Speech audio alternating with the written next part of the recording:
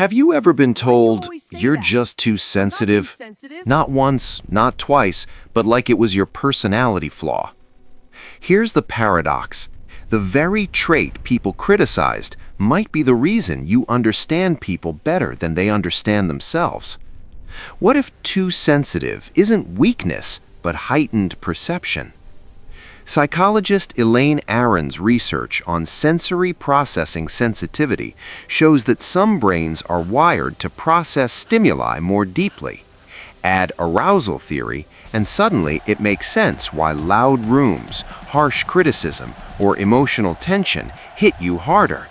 Your nervous system isn't dramatic, it's responsive. And in a world pushing constant stimulation, that responsiveness feels overwhelming. But maybe the real question isn't why you feel so much, it's why everyone else feels so little. For many, it started in childhood. You cried during movies when others laughed. You felt crushed by small criticisms. You noticed when someone's tone shifted by half a degree. And instead of someone saying, "You're perceptive," they said, "You're overreacting." According to attachment theory, Bowlby, early emotional responses from caregivers shape how we see ourselves. If emotions were minimized, sensitivity becomes shame. If validated, it becomes strength. Layer in Bronnenbrenner's ecological systems theory, family, school, culture, and you begin to see how labeling sticks. Classrooms reward emotional toughness. Peer groups reward indifference. Meanwhile, your body responds faster. The cortisol stress response activates more easily in highly sensitive individuals, meaning loud environments or conflict genuinely feel more intense physiologically. So the message becomes clear: tone it down.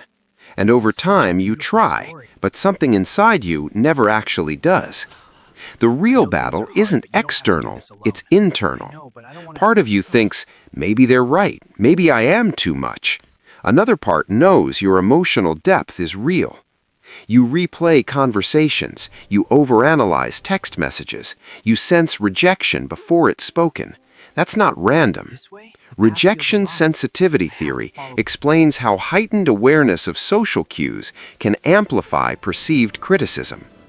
Then comes social comparison theory, Festinger. You look around and wonder why others brush things off so easily. Why don't they dwell on it like you do?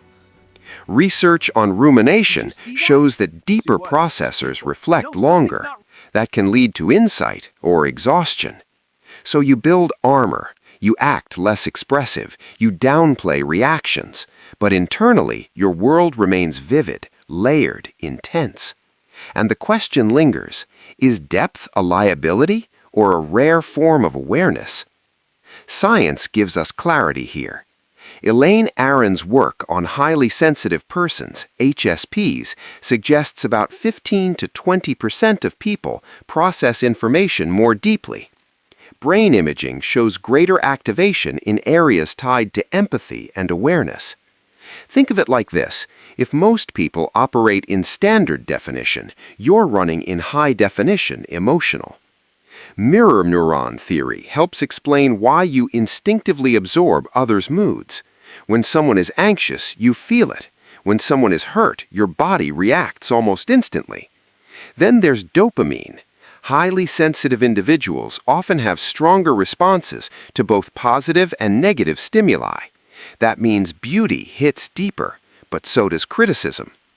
From an evolutionary perspective, sometimes called the orchid versus dandelion hypothesis, sensitive individuals thrive remarkably in supportive environments.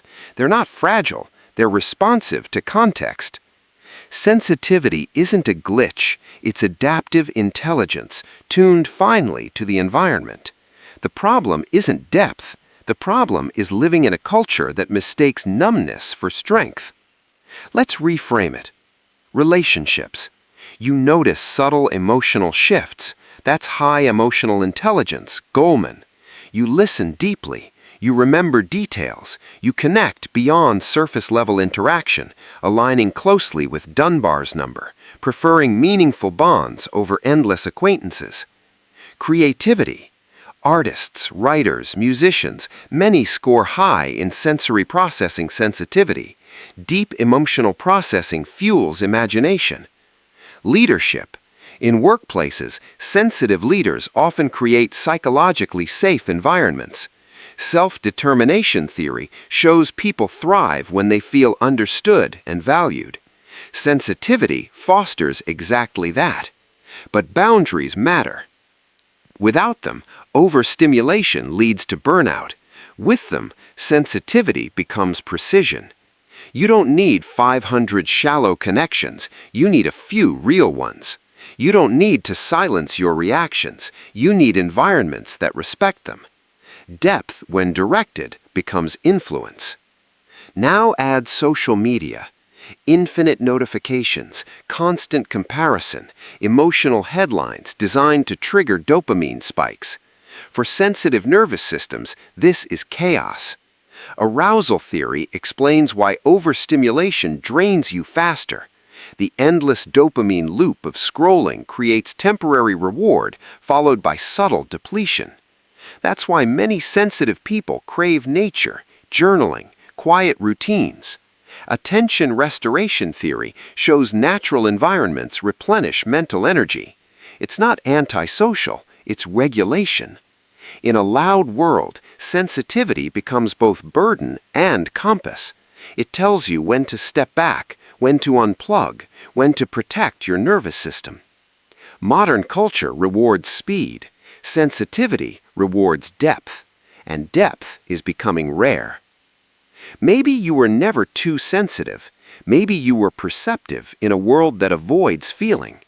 Research on post-traumatic growth shows emotional intensity, when processed healthfully, leads to greater empathy and meaning. Positive psychology reminds us strengths often hide behind criticism. Your nervous system isn't defective, it's refined. You feel deeply, you care deeply, you process deeply. That's not weakness, that's awareness. And awareness, when embraced rather than suppressed, becomes one of the most powerful traits a human can possess.